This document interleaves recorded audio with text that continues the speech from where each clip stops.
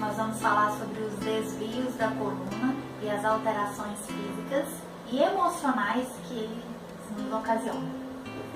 Então aqui a gente pegou um exemplo de uma escoliose, né? E a gente vai ter nessas linhas, vocês podem ver que mais ou menos vamos ter em torno de uns 13 graus de inclinação. Aqui a radiografia na coluna do indivíduo, onde a gente pode ver um S, que é a característica da escoliose, quando ela é vista do plano bidimensional. A pessoa praticamente está meio que torta. Isso, mas aí como a gente vê bidimensional, a gente tende a achar que ela faz isso, né? E na verdade não, ela joga o quadril para frente. Diagonal? Exato, ela joga o quadril para frente, o quadril para frente. Quando ela joga o quadril para frente, a gente vai olhar, então, no caso para a direita, né? E aí você vai trazer a cintura escapular para a esquerda para compensar, a cervical vai para a esquerda e você traz ela para a direita. Aí faz isso. Aí é isso que ocasiona uma curvatura tridimensional, ela não é bidimensional, né? Ela não é Tá. E aí isso ocasiona o quê? Bom, a primeira questão que isso vai levantar é quando um indivíduo, uma pessoa de 18 anos de idade, 16 ou 20, tem esse problema. Normalmente não vai à praia, não bota o biquíni, não bota o calção, não tira a camisa, porque ele vai se sentir, ou ela vai se sentir diferente dos outros e não vai conseguir interagir. E às vezes o que acontece vira, tá vendo o que aconteceu? O que é isso? E a questão não gira mais entre no indivíduo, e sim é um problema que ele tem. As pessoas perguntando sobre aquilo e ele acaba se descaracterizando como indivíduo, por causa que ele tem conhecido pela patologia. Antissocial, mal-humorado. Isso, e aí isso começa a afastar, fora o bullying, um monte de coisa que ainda as pessoas, infelizmente, acabam fazendo. Só que aqui, o que acontece? Cada vértebra que a gente tem vai ter a ramificação nervosa que vai para órgãos, músculos e a estrutura. Então a gente vai ter as vísceras, os órgãos e os músculos que vão ter a inervação correspondente que sai da medula, vai ser o sistema nervoso central, para o periférico, que é esse. Como ele passa por essa região e há uma pressão nele, ele começa às vezes a mandar sinais, porque prendeu a raiz do nervo, começa a mandar sinais como se houvesse um distúrbio naquela região, seja o estômago, seja o intestino, seja coração, seja diafragma, então essa região fígado, vesícula biliar, rim, e esse indivíduo às vezes tem vários sintomas que perturbam a sua saúde e eles vêm com uma desordem do posicionamento da vértebra. Isso ocorre com a gente também quando a gente toma uma pancada, faz um mau jeito, que tem uma subluxação de que somente uma vértebra rotaciona. E ela fica rotacionada de forma inadequada e pressiona determinadas regiões e isso gera sintomas. Né? Esse mapa dos sintomas vocês encontram na internet, a gente vai disponibilizar também, mas que vai gerando então, esses sintomas que quando você corrige a vértebra, eles desaparecem. Então você está dizendo que um problema que a pessoa tem na coluna pode ter a ver um problema com algum órgão que está lá dentro do corpo dela. Sim, ela pode dar. Até assim foi criada a quiropraxia, né? Foi através com essa intenção, dessa melhora visceral, essa melhora, na verdade, foi na auditiva. Tem um sistema dentro da gente. Tem todo o sistema. Nosso corpo todo é um sistema, né? Isso. E aí o sistema nervoso são os fios, são os comandos, né? Então você imagina quando ele é pressionado, que ele está em curto, está acontecendo algo assim, de grosso modo a gente vai falar dessa forma. E aí quando ele está em curto, está ocorrendo isso, ele não consegue processar de forma adequada e ele começa a mandar para o final, para tudo que é além da onde está. Interessante, aparece muito cliente que tem medo e aí gera uma diarreia na hora. Quer dizer, a pessoa o intestino estava funcionando normalmente, e aí ele teve uma descarga, ele passou por uma situação, ou está com medo, sei lá, vai em alguma reunião, alguma coisa assim, de repente a pessoa, o corpo fica comprometido, né? Quer dizer, provoca uma diarreia que não tinha necessidade de estar ali, ou uma dor de cabeça, ou um outro problema, não só o emocional, mas vai para o campo físico, a gente tem que entender que isso está junto, né? O emocional e o corpo, porque às vezes parece que a gente acha que está separado, mas tem uma... A gente vai falar isso mais daqui a pouco, né? Sobre o corpo e a... Eu vou dizer assim, mas o que é interessante disso tudo é que a gente tem a possibilidade de fazer a melhora, todos esses sintomas, tudo isso ainda que bem, ocorre, né? tem a possibilidade. Aí você durante o tratamento, já aí no fase final do tratamento, o paciente praticamente alinhado. Então o que acontece? Você consegue isso, a felicidade, muda a expressão, muda tudo, né? Muda o paciente, muda completamente. O emocional da pessoa muda se ela vai colocar a coluna no lugar. Ela vai se sentir melhor quando fazer uma prática esportiva, ela vai mexe, esse adolescente então mexe muito com ele, né? É porque quando a gente está com a dor, limita, então a gente fala, eu não posso fazer isso, então eu não posso fazer mais coisas que eu fazia, faz com que eu comece a pensar que a minha vida tem esse limite. Eu só vou até ali, a vida é só assim, não sei o que, não sei o que. Então isso já me limitou mentalmente e já no corpo, às vezes, até mantém aquilo, né? Então, assim, o corpo parece que a pessoa não quer melhorar, ela se fechou ali e ela acaba limitando o tratamento. Isso é uma revolta porque não é só o que eu posso, né? Ele está impedido, é pior. Não é você está impedido, você sabe que você poderia estar fazendo aquilo porque você vê um vídeo, você tem um amigo que tem 5 anos a mais que você, 6, e ele faz determinadas coisas que você não imagina fazer porque você acha que nunca mais vai conseguir andar se fizer aquilo, a sua dor, você não consegue, então você se sente impedido, né? Pior, você se sente prisioneiro do seu corpo. E limitado, porque os pensamentos só vão assim, eu não consigo, Exato. é difícil, quer dizer, de vez a pessoa fala, peraí, deixa eu desviar o pensamento, aquele caminho que a gente fez, deixa eu desviar o pensamento, tá, eu quero voltar a fazer isso, aquilo, que eu não tô fazendo, então, o que eu tenho que fazer? Racionalmente, sem se envolver muito, pelo menos comigo foi assim, porque a gente se afunda, a dor é tanto, tem um problema de coluna, foi bem grave, eu sabe que eu cheguei lá, destruído, sabe como é que foi a palavra que ele falou ali? Então, assim, você fica tão limitado que você não consegue ver as respostas, ou não consegue ver um profissional que vai te ajudar, não consegue ter um pensamento positivo, não consegue buscar uma ajuda emocional, uma terapia, ou sei lá o que, qualquer coisa. Você fica muito fechado. Então, quando aquilo se abre, peraí, tá, eu não tô bem, eu não tô legal, alguma coisa que tá me incomodando muito, mas o que eu posso fazer pra melhorar? Eu acho que essa é a pergunta, né, que a gente quer deixar pra vocês que estão assistindo no nosso vídeo. De que tem soluções, tem várias soluções, tem vários caminhos, e a gente tem que buscar esses caminhos com leveza, não achar que é um castigo, que é um karma, sei lá o que, né? Procurar ver o que a gente. Porque senão a gente não sai da situação, fica ali presa, né, na situação. Então, hoje você tem uma clínica, tem algo que surge, que as pessoas falam, não, meu pai teve hérnia disso, eu tenho hérnia disso, é genético. A questão da genética é complicada, porque não é assim, não é dessa forma. Dessa forma, a forma vulgar que se fala, né? O que ocorre é que se você tem um preparo, se você teve um cuidado, se seu pai já teve, a gente vê o seguinte, a primeira porta de tratamento, na área de saúde, a primeira expressão que a gente vai ter para tratar é a prevenção. A prevenção seria tudo. Né? E aí depois o tratamento. Exato. E a gente vai na segunda, que é o tratamento, né? Então, mas essa seria a primeira prevenção. Então, se você tem já um histórico, tem algumas coisas, a questão é buscar, ver se orientado, como se faz a atividade, buscar atividade física exatamente, não ultrapassar esses limites da sua vida, porque você vai pagar um preço muito caro. Não é só você ficar impossibilitado, preso a um corpo que você não vai poder utilizar, é dor. É você não poder se envolver com sua família, com seus filhos, com seus amigos, é você não poder ir ao shopping, é você não ir à praia para fazer aquela atividade que você adora fazer e daqui a pouco você fica impedido, né?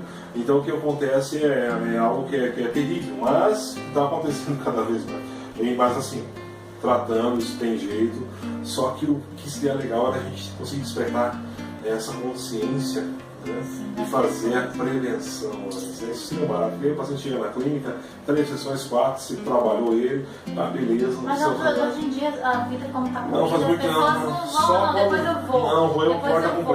Tem todos os compromissos, arruma o carro, revisa o carro, leva o cachorro para tomar banho, faz tudo, para os filhos, mas o corpo dela, ela vai que meio que deixando de lado, né? E você não vai falar do manual. Aí eu vou falar assim, mas acho que vou falar um pouquinho mais adiante. Eu ainda quero comentar sobre a questão de como começou essas lesões. E a gente vai, no final, a gente... Eu falei de carro agora, tem uma coisa aí legal que ele vai falar, né? Pensei em carro, a gente tem o manual do carro, né? Mas, enfim, vamos embora. Então o que acontece? Quando a gente tem essas pressões demasiadas no nosso corpo, ela vai formar uma tensão na musculatura que vai começar a pressionar as nossas vértebras. Né? Isso é que vai levando hoje à protusão ou extrusão de vértebra ou a hérnia de disco propriamente dita. O que a gente tem nos últimos anos foi descoberto que 96% dos casos que eram cirúrgicos de hérnia de disco não são mais. Nos últimos, desde 2007, então, nos congressos internacionais de ortopedia, cirurgia ortopédica, se pede que se evite ao máximo cirurgia de hérnia de disco, né? Porque ela reincide. Quando se faz cirurgia em um local, ele perde o movimento e geralmente ela reincide na vértebra de cima, às vezes é ali 5 Mas essa consciência aí é dos fisioterapeutas? Não, que você é fisioterapeuta? Dos médicos, ortopedistas? Não, fisioterapia e também da ortopedia. Claro que isso é uma coisa cultural. Aí eu espero um cara que... As questões de como são formados, tudo, não vamos criticar os colegas, mas é a questão de como eles têm o conhecimento e às vezes vai naquela mesma batida, todo dia vendo, revendo. Então isso saiu em 2007, hoje a gente já vê um reflexo de mudança pequeno, mas já se vê, já tem alguns colegas que acabam indicando bastante pra gente, mas os próximos 15 anos, 20, isso vai mudar bastante. Então, se você está com uma dor e você pensa em fazer uma cirurgia que vai melhorar, e você chegar no seu médico e ele falar que não é cirúrgico, não fique bravo com ele. Mas é que a questão, bom, né? Depois... a questão é que não é mais por causa que justamente esses Mas efeitos... é melhor que a gente tente fazer um tratamento mais natural, caso seja realmente um caso cirúrgico. Aí sim, não, é claro, tem que fazer, não tem nem o que hesitar, né? Mas aí o que acontece? Então a gente tem umas divisões diferenciadas. A gente vai ter o disco normal, bem hidratado, né? A gente vai ter o disco já com uma pequena degeneração, né? A protusão ou extrusão, porque a ressonância magnética, vai lá, protusão ou extrusão, é isso que está ocorrendo. É isso aí que a gente vê lá na ressonância magnética. Quando vem assim, a hérnia de disco é quando já há o extravasamento, né? Do núcleo do disco para fora, pressionando a inervação. Não é que vai pressionar diretamente, tem um espaço virtual que ele empurra a musculatura e ela pressiona o nervo. Né? Aí tem a redução do espaçamento e a degeneração do disco com formação de osteófitos, que é o bico de papagaio. Né? Isso acontece com mais idade. Mas isso acontece também em tudo, como vocês estão vendo aqui, uma coluna retificada. Não é uma coluna tem estágio, começa com uma coisa, depois começa com outra, até que... na verdade, às vezes sim, às vezes não. O corpo é uma coisa bem diferente. Então, o que acontece? Geralmente, essas que são o que eles têm a formação de osteófitos, ou o bico de papagaio, geralmente as pessoas acima de 60 anos tinham isso, né? É mesmo. Hoje, 40 anos, 35 anos, as pessoas já têm isso. É retificação. Então a coluna recebe uma carga maior, o cálcio é depositado para ajudar a reforçar essa vértebra, o corpo vertebral não está usando toda a base para ser apoiado, e sim só uma parte, porque ele tem uma retificação, então ela sai, e aí começa a haver essa pressão demasiada no organismo, desenvolve um processo inflamatório, começa a reparar e jogar cálcio para a região de qualquer jeito para segurar aquilo, para não gerar uma lesão maior. Pergunta. O que eu já observei é que parece que é só o ortopedista que olha a ressonância. Você mesmo não olha. Então a gente já tem... Você avalia no olho ali. Não acontece assim, não é eu falando isso, mas o diagnóstico de imagem, ele é superestimado. Olha, isso é duro falar, mas assim, o que ocorre é que muito se perde e menos de 60% realmente é o que a imagem mostra. Como assim? Porque, por exemplo, a gente vê nos últimos estudos que saíram em 2007 até está saindo ainda nesse congresso, 2012 também. Para as pessoas que estão aí com a ressonância na mão assistindo o vídeo, querendo ver o que tem. E aí a gente olha aquele negócio e a gente leva um susto, né, Will? Tem pacientes assim, tem pacientes que vão apresentar protusões, degeneração de disco, protusão, tem pacientes que apresentam hérnia de disco em ressonância. Esse foi um estudo que foi feito nos Estados Unidos. E esse foi avaliado 2.000 pacientes, e 2.000 pacientes foram avaliados, mais de um terço tinha hérnia de disco. E desse um terço que tinha hérnia de disco, menos da metade apresentava sintomas de dor e limitação. Aí é o ponto. Exatamente, então você não tem... É como se muita gente tivesse mesmo, nem todo mundo tem a coluna certa, você está querendo dizer que nem todo mundo está tudo certinho. sentindo. não que é adequado para mim. Tem uma característica, uma coisa, mas isso não quer dizer que a pessoa está sentindo muita dor. Não, e até isso não é só característica, já ele tem uma lesão que a gente considerava como lesão e hoje não é mais, aquele indivíduo não está sentindo dor, por que vai mexer com aquilo? Interessante, né? Então, e essa questão da prevenção, ela tem bem a calhar, porque aí quando se faz um exame preventivo, você já detecta algo que está na coluna do indivíduo, seja um diagnóstico de imagem, aí sim. E quando ele tem uma dor e é feita uma segunda ressonância, você pode comparar. Porque aqui tinha na primeira não tinha dor, por que vai aparecer na segunda e ela vai ser a dor? Então é aquela velha história que se fala, né? O exame de imagem, ainda uma grande parte dele, é exame de imagem estático que se fala, então são a ressonância, a tomografia, o raio-x. É o que ocorre com ele, é que você pede, o paciente chega à clínica, você pede os exames, quando ele volta, vem com o laudo, e aí no laudo vai ter uma impressão diagnóstica, a impressão, e aí você pega e através daquela impressão você diz, então é isso que está ocorrendo, conferir com o que o paciente está sentindo. Não tem necessidade de não teria essa necessidade toda desses exames, porque você tem testes que você faz na clínica e vão comprovar naquele momento o que é. E o que ocorre aí é aquela questão que a gente fala, que é de dar o tiro na porta do galpão, né? Atirar a flecha numa porta, numa madeira, e depois que você atira a flecha, você vai lá e pinta o alvo. Né? Então você fala desse processo, que é o processo de diagnóstico por imagem, quando o paciente já está com dor e vem. Então, mas isso é toda uma discussão que, cara, não cabe aqui. Mas é interessante, mas eu achei interessante a gente falar uma discussão, provavelmente. Mas assim, então, o que ocorre, a gente não precisa fazer dessa forma. A gente utiliza às vezes na clínica a ultrassonografia, aí sim, que é o exame que ele é feito de forma ativa, né? Você pede, o paciente vai fazer um movimento, aí você vai ver se realmente está pegando aquilo. Então é um exame diferenciado, mas aí é pouco comentado, né? Então, a ecografia, né? Mas isso é a questão mais moderna que está vindo hoje, né? Que é da Itália, esses lugares estão fazendo dessa forma e está funcionando melhor. Né? Mas aqui é interessante que a gente consegue tratar, consegue recuperar muito, sabe? Consegue ter a melhora dos sintomas, né?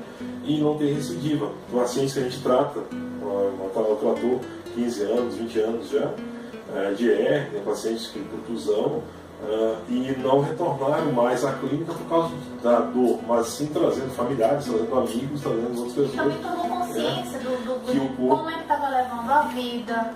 Isso. Eu acho que quando a gente fica resistente um pouco às mudanças na gente também, a gente acaba fechando as portas, porque se a gente quer uma mudança física, a gente tem que entender também que a gente quer essa mudança mental, encarando a vida de uma forma diferente, buscando soluções, né? Se abrindo para que essas respostas cheguem. Até para isso fala o seguinte, tem um livro com o famoso fala que o corpo fala, né? Mas na verdade as pessoas falam que o corpo não fala, ele grita. Esse momento é o grito, né? Então porque são mudanças. Tem alguma coisa errada e você não percebeu. Que é o processo mental, que a gente vai comentar, né? Que você tenta quebrar. Aquele negócio que você falou, achei interessante, de alguém brigou com você e você segurou. Mas pode ser muitas coisas na sua vida, né? Você decidiu há 5 anos, há 10 anos atrás, que você, sei lá, que você ia parar para fazer concurso público e ia ficar no seu trabalho, mas você não engoliu aquilo. Ou você largou o seu sonho e foi ser funcionário público, você também não engoliu aquilo. É como se a sua vida não fluísse do jeito que você queria, como as decisões que você tomou no passado tá agora se mostrando no teu corpo, no teu emocional. E tem várias coisas que frustram, uma decisão dessa que vai gerar a frustração, ela também está atrelada hoje, o que em Brasília a gente vivencia, que é várias pessoas que têm uma capacidade incrível e elas estão no serviço público e elas se dedicam exclusivamente e elas cumprem o projeto e elas cumprem com o horário, elas fazem, e quando o projeto está no final para ser entregue, a coisa acontecer, muda o ministro, muda não sei quem, não sei o que lá, o projeto é jogado fora. E são jogados fora 8 meses, 1 ano de trabalho, 2. Aí depois entra outra e a pessoa já não entra com mais aquela mesma vontade. E aí a autoestima... Isso, a segunda, a terceira, a quarta, e aí gera a frustração. Porque limita, né? Isso, então aí é um trabalho que começa a ficar chato, se você sai, você é tolhido dessa forma, porque o ser humano, ser inquieto, ele gosta de produzir. E a gente está sempre tentando produzir algo. E no momento que você é cortado, é cerceado essa produção dessa forma, a gente vai sentindo, uma pancada forte que você toma. E você vai se fechando e vai acontecendo e você perde a sua confiança, você perde a sua crença, você perde a sua fé, podemos botar assim, naquilo que você está fazendo e a sua esperança. Então é complicado. Isso você é deixa muito de complicado. acreditar em si porque alguém não acreditou em você, então você acaba causa do também não sistema. acreditando em você e como se tudo aquilo que você fez não tivesse mais nenhum valor. É muito ruim. Terrível. Vamos ver Mas aqui. tem solução. Então, a gente sabendo que essas vértebras saindo do local, se for na cervical, a gente vai ter problemas como dormência nos braços, dores, neurite, surdez, né, as vértebras mais altas, dor de cabeça, insônia, pressão alta por causa de nervo vago, a região que passa, quando a vértebra rotaciona para pressioná-lo, você ter, então, um estímulo do nervo vago, que é aumento da pressão, ou uma hipotensão. É um nervo craniano que ele vai descer e ele coordena batimentos cardíacos e diafragma, basicamente isso, né? Então ele passa mais ou menos essa altura, ele sai no problema nessa região, e quando a gente tem uma rotação na vértebra cervical, às vezes ele pode exercer uma pequena pressão, exerce um estímulo nele, e que ele pode... Mas as pessoas não pensam assim, eu tô com dor de estômago, pode ser um problema na minha coluna, eu tô com um problema no coração. Por enquanto, infelizmente não. Ninguém vai... E também tem outra coisa também que eu queria muito falar, que eu me lembrei agora, essa coisa assim, você vai, tá com dor no estômago, você procura um gastro, correto? Isso. Você tá com uma dor nas costas, você procura o ortopedista. Aí você tá com os batimentos não tão legais, você procura o cardiologista. Aí você acha que não tá muito bem da cabeça, você procura um neurologista. Então, hoje em dia, e aí o neuro te receita umas medicações, o cardiologista vai te receitar outras medicações, o gastro vai te dar uma outra dieta, quer dizer... E quando você vê que está com vários problemas, não tem um médico que olha você todo. Nossa, isso me deixa possessa, porque aí um dá um remédio, o outro fala que não é isso, e o outro vai dar o... Quer dizer, e se você for seguir todo mundo, você gasta uma grana, né? O efeito colateral, que além de não saber administrar o que você estava sentindo, você ainda tem que administrar o efeito colateral da medicação que você está tomando, e você fica, fora o estresse, né, para conseguir uma consulta, para marcar, para ser atendido 2 horas, pelo menos você espera um profissional para te atender. Hoje em dia os profissionais não tem mais, nem todos, a gente é certinho, né? A gente já tem certinho na hora marcada, mas tem profissional que enrola e atende, demora a pessoa, então quer dizer, aí vai gerando um negócio enorme na vida da pessoa e ela não percebe qual é a contribuição que ela pode estar fazendo. Essa visão mais global ela é interessante, a visão da especialidade ela é muito necessária, mas depois que você se torna especialista em algo, ela é interessante dar um passo para trás e observar de uma forma mais geral, mais global o paciente. Sendo assim, você vai conseguir vislumbrar coisas que normalmente a gente não enxergaria se ficasse só em cima da especialidade. Por exemplo, reabilitação de quadril e joelho. Eu tenho essa especialidade. Se eu ficar só olhando quadril e joelho, para mim tudo vai ser problema de quadril e joelho. Ou joelho. Então o que acontece é isso que você fala. Chega um ortopedista para tudo é exato. Então a gente tem que ver toda a estrutura como que ela está. E aí dentro desse macro para você pegar a região específica, você trabalhar e ter, de novo, dar um passo para trás e ver se melhorou toda a estrutura. Então vendo de uma forma mais integrado o corpo, né? Até no próprio ortopedista, quando eu fui fazer a radiografia da coluna, ele só foi até um pedaço. Depois, recentemente eu descobri que o cóccix estava do outro lado, porque arrumamos o cóccix. Mas o raio-x não foi até lá. A ressonância também não foi até lá. Quer dizer, nem o próprio ortopedista pegou pelo menos tudo. Vamos pegar todas as vértebras, vamos olhar toda você, vamos olhar o seu pé, vamos olhar o quadril, vamos olhar onde aqui, vamos medir, quer dizer, tem que ter um olhar global para o ser humano, porque nós não somos só um pedaço, né? É isso que vai gerando aquelas comentários, aquelas historinhas, por exemplo, que quando você está, se um prédio está pegando chama, por exemplo, você está sentindo fumaça num prédio, você está ouvindo o apito tocar do alarme de incêndio, tem água no corredor, a luz está falhando, está acontecendo um monte de problemas, as pessoas estão saindo, de repente chega o carro de bombeiro, e o que o carro de bombeiro faz? Vai lá e desliga o alarme.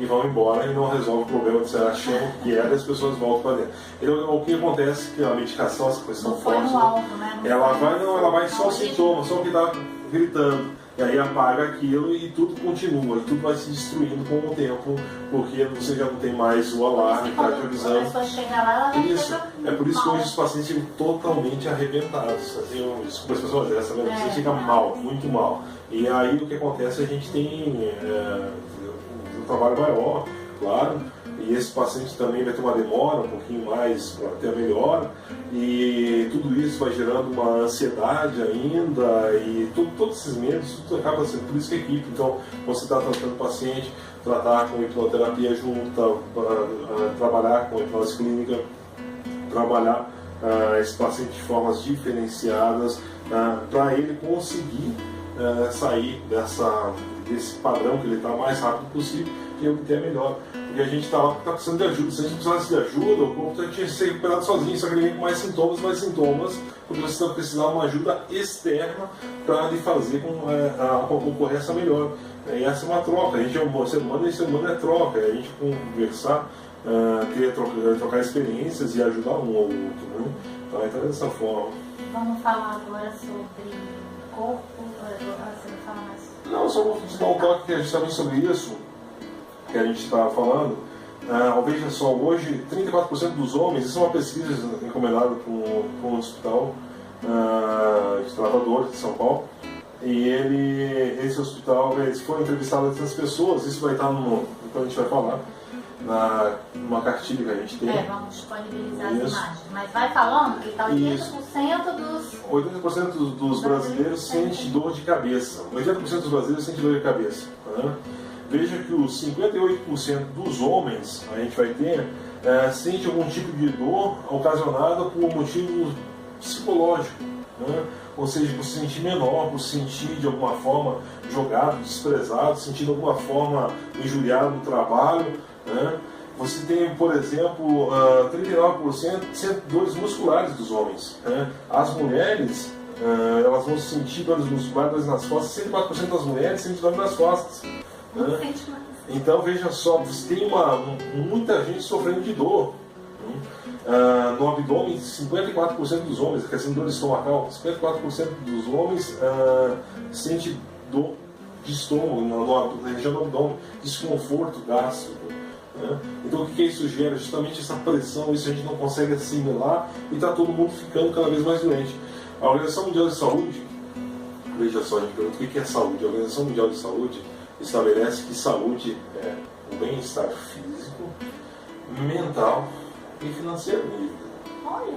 Quem que está com saúde? Ninguém está com saúde. Quem está com saúde? No planeta ninguém está com saúde, né? Bem-estar físico, mental, bem-estar físico, mental, emocional e financeiro do indivíduo. Então veja que a gente vai ter um grande...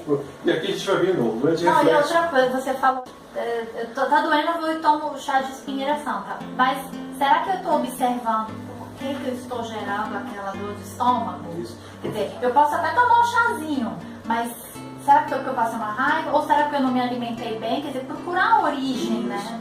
Mas a gente quer tudo fast, hoje tudo é rápido, né? Tudo tem que ser resolvido, tudo processado de qualquer forma. Né? E não vejo se tem algo em mim que está provocando aquilo, se algum sentimento, algum pensamento, né? Como você falou, eu acho que a prevenção é tudo. Eu acho que se todo mundo pudesse ter acesso a todos os tratamentos, seria maravilhoso. Todo mundo pudesse fazer uma análise, uma terapia, seria maravilhoso, porque a gente não aprende isso na escola. Reestruturar a nossa autoestima, a gente não aprende isso na escola. Tem algum curso para isso? Não, infelizmente não. Tem técnicas para baixar a sua ansiedade? Não tem. Como tem inteligência emocional? Nossa, vai ler todos os livros lá do Daniel Goleman, né, para você saber. Quer dizer, tinha que ter um acesso, uma coisa mais fácil para as pessoas. Até a intenção de eu fazer esse vídeo aos outros é mais trazer uma informação de que a pessoa pode buscar, que ela vai encontrar soluções para os problemas dela, né? Que eu acho que isso é legal.